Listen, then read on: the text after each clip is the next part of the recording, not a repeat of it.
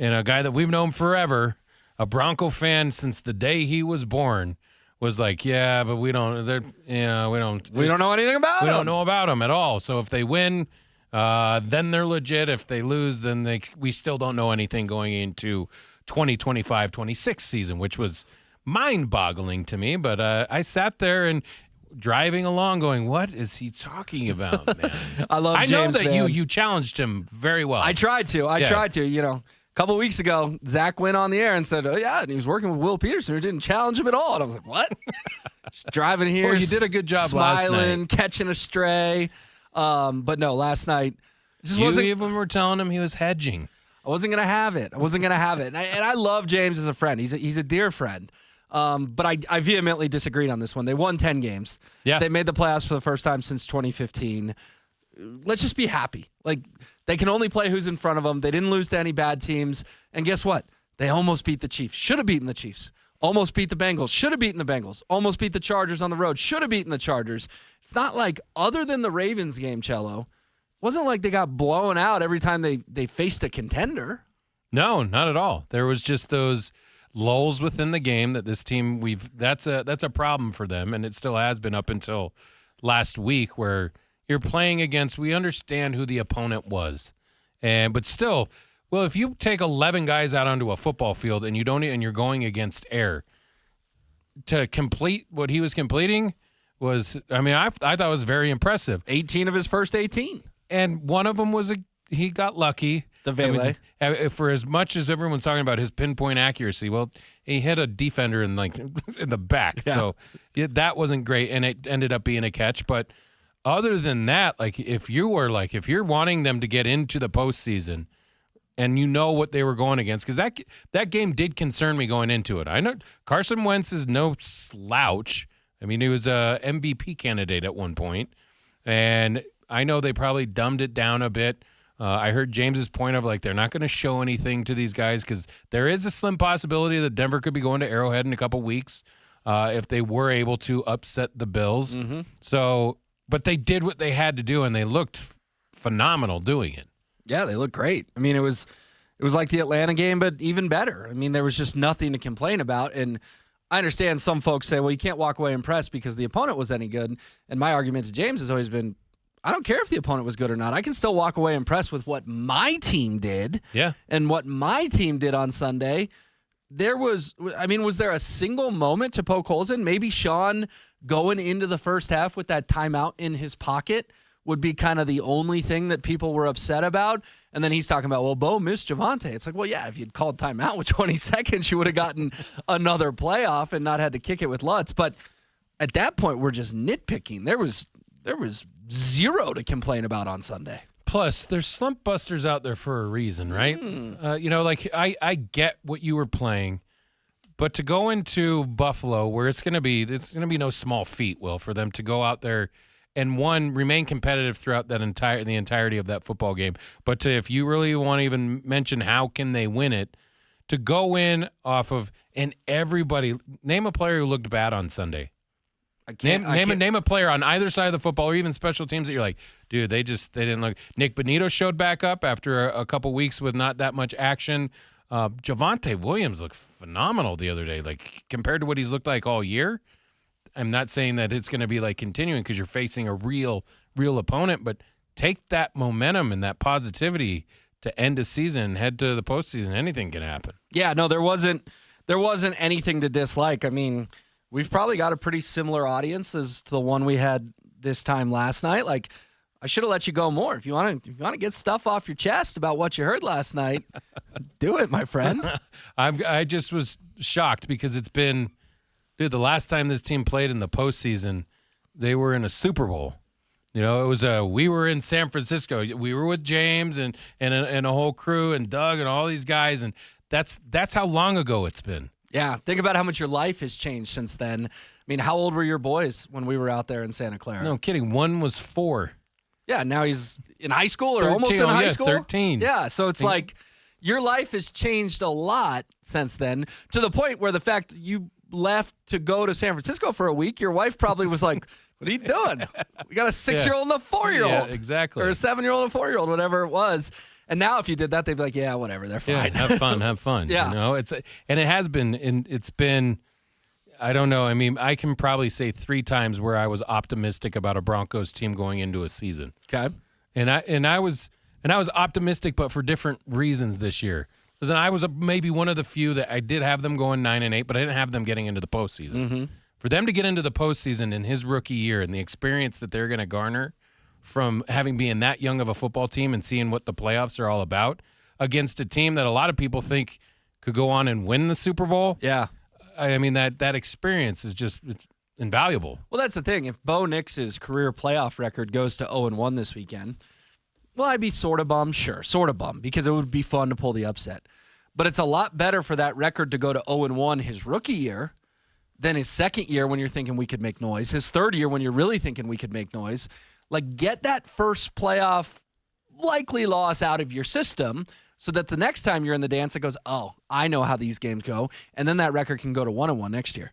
And then you're in the divisional round, it can go to 2-1. You see what I'm saying? It's a building block type thing. Yeah, I mean, even like the Tebow year, if you go to the, like, when they played, as long as it's not like when they played New England.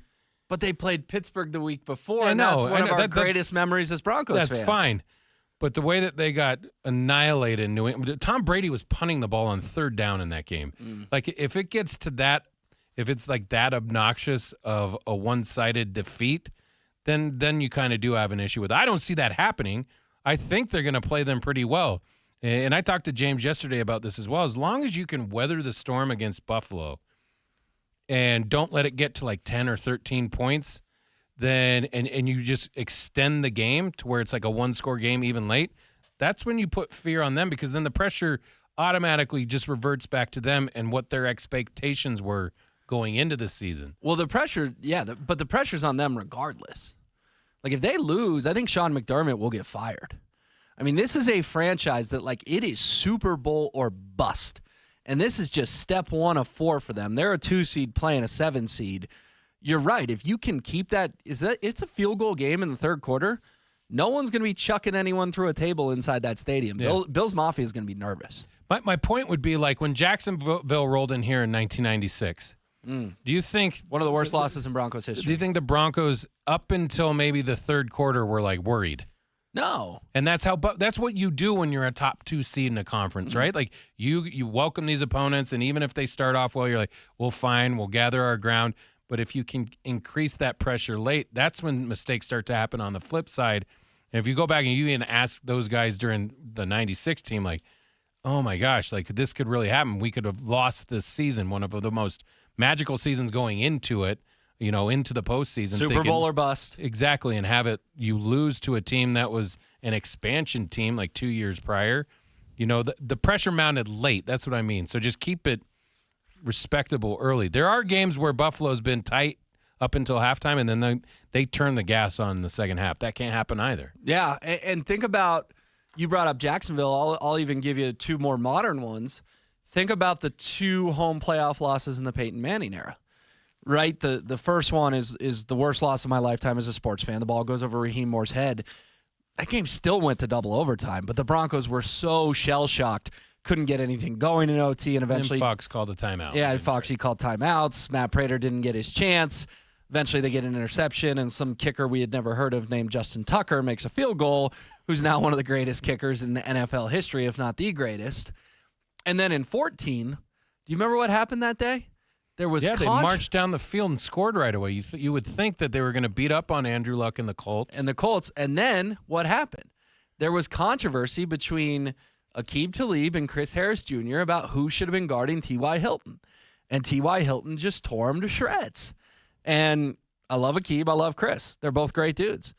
But Chris should have been on T.Y. that day. And it was a lot of Aqib getting beat up, compounded with the fact that there were reports that John Fox and Jack Del Rio and Adam Gase all had a foot out the door. And the point is, you were in the stadium for the Ravens game, right? Yeah. Were you in the stadium for the Colts game or no? No. Okay. I wasn't in the stadium for either, but I've talked to enough people that nervous energy really does creep in, right? And like the players can sense it from the fans. And after the Jacoby Jones touchdown, I think the stadium was just stunned. It didn't help it was negative 30 degrees. Yeah. And then also your point that they scored on the first drive and then really couldn't do much offensively the rest of the way. At that point in the Peyton Manning era, you had just come off Super Bowl 48. You were about to be ringless in the first 3 years with the Sheriff. The stadium knew it. And I'm not trying to pick on Bills fans because they seem like lovely people, but what does this fan base do best?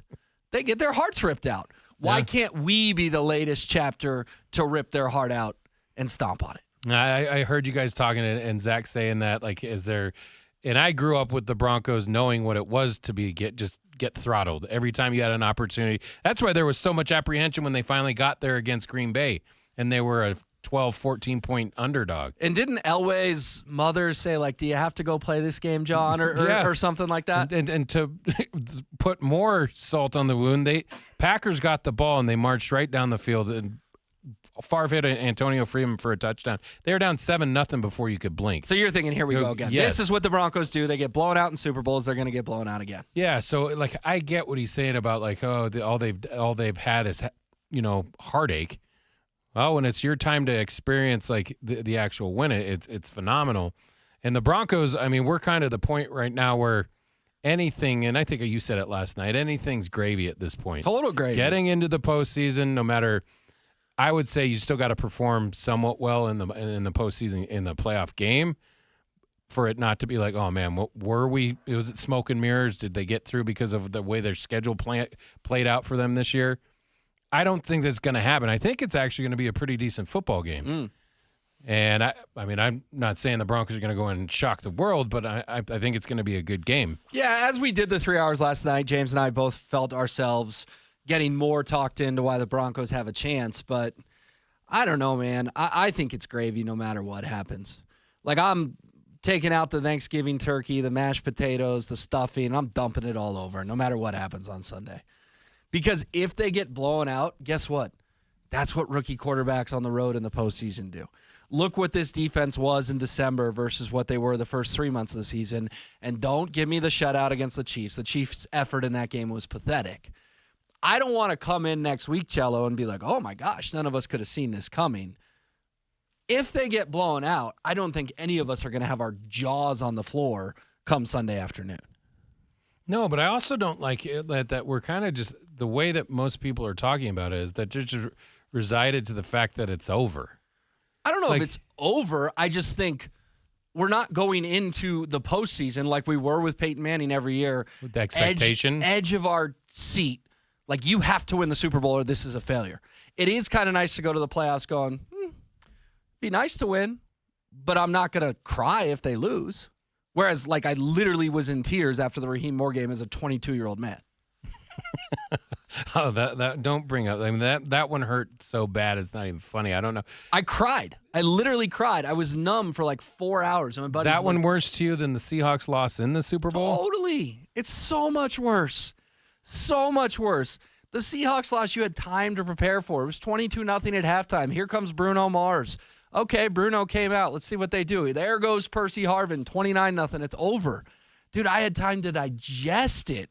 I was nowhere near as numb as I was the year before. I think I was more shell-shocked with that one just because of what they did that season and the record setting that, for them to go out there and on the very first snap of the game, have the ball snapped over Peyton's head. The Baltimore one, I was in the press box, and you can go down at like the 2-minute mark, right? Mm-hmm. They'll let you leave and go down.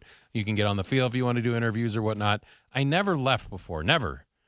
No matter, not even the Pittsburgh game with the Tebow thing, I'd always stay till the end. Then I'd go down to do the work. That time I'm like, I'm going to go down. I want to see the celebration. And I'm walking through the tunnel, and I look out one of just the tunnels, and I see Jacoby Jones jumping in the air, and Ravens players going nuts.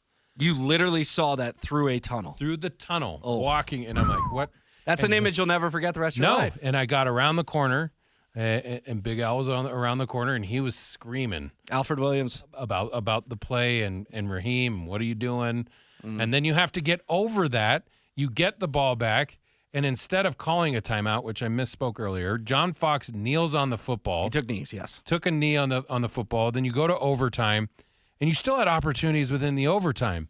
And I would still argue to this day, if Manning throws that ball maybe another 3 yards further, Brandon Stokely's gone. There's nothing behind him. Touchdown. You're never supposed to throw the ball back across your body, right? But if you go back and I watched it 1,000 times, I remember getting home that night and them talking about they had a 99% chance to win that football game, and they ended up losing it. Yeah. And you keep showing that play over and over again. The heartache of that one is crazy. So it's like, But I think you're kind of making my point that, like, that was Super Bowl or bust. This is not Super Bowl or bust. what my point is, I'm glad that we're just talking about this type of game again. Right. Like, you can say, hey, if they lose, oh, well. You want to get it to the point where it's like it gets back to that heartbreaking stuff. Because right now, you're just like, thanks for the invite to the prom. I've had my heart broken 3 times already this year. 3 times. Now, it's reminding me what it's like to be a Broncos fan, to your point. Because I'm not telling something that no one or that people don't think as well. Did you really get that upset after losses in 20 and 21 and 22? No, because they had sucked forever. They clearly didn't have the Broncos? Yeah. Oh, yeah. I mean, this year, the loss to KC, that was like chuck your remote type bad. And it's the first time we've had that feeling in nearly a decade. You're right.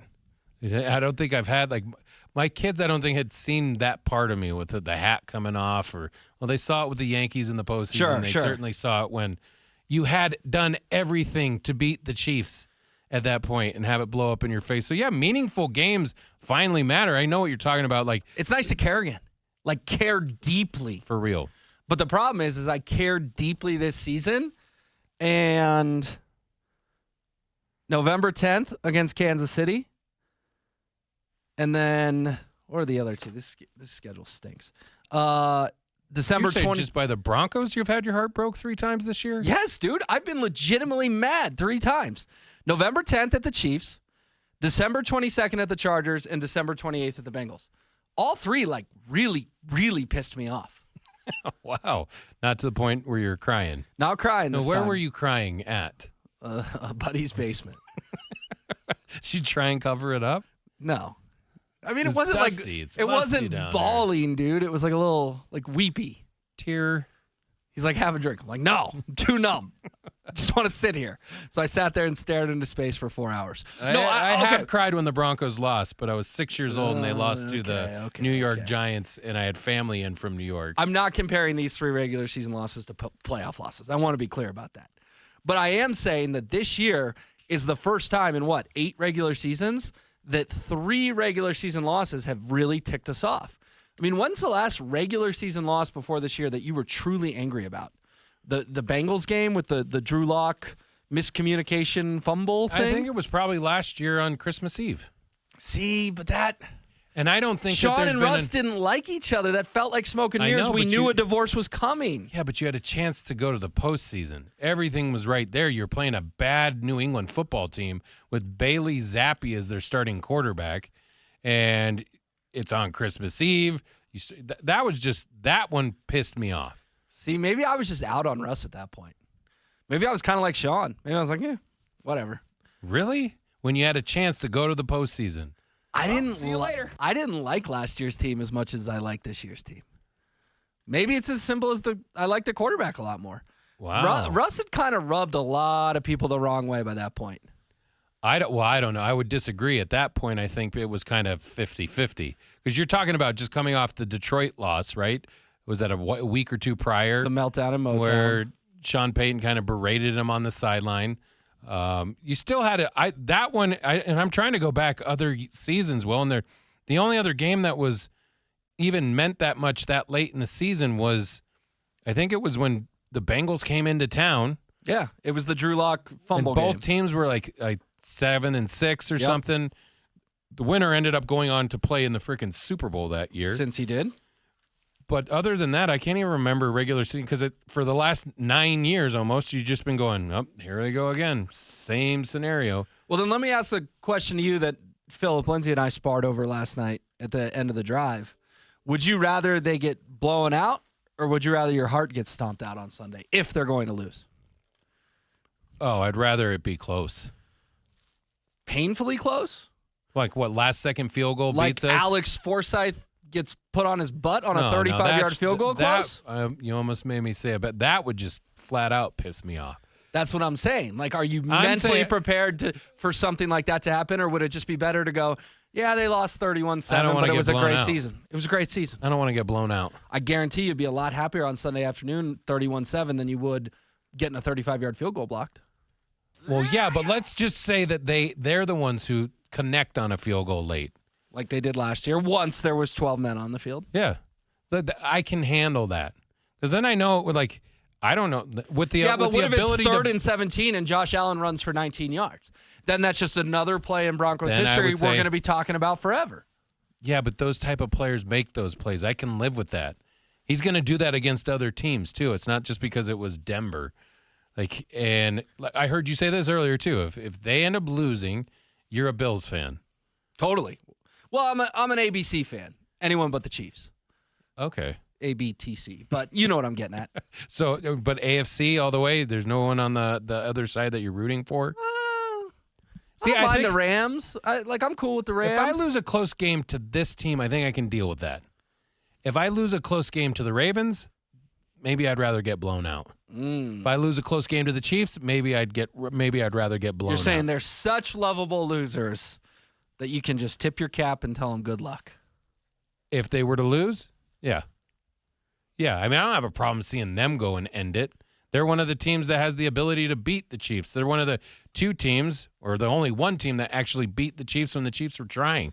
Yeah, but I think what Broncos fans would punch back with is if we can almost beat Buffalo in Orchard Park on Sunday, then we can definitely go into Arrowhead in the divisional round and win that game too.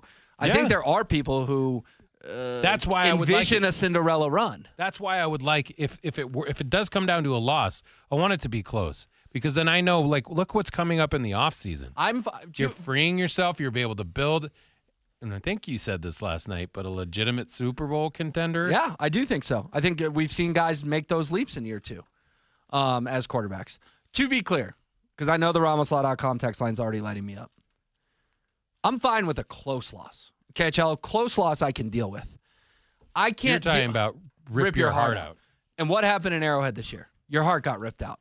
Yeah. What happened against Cincinnati? Your heart got ripped out. Sean Payton held up, go for two. Mike Kliss told me that on these airwaves.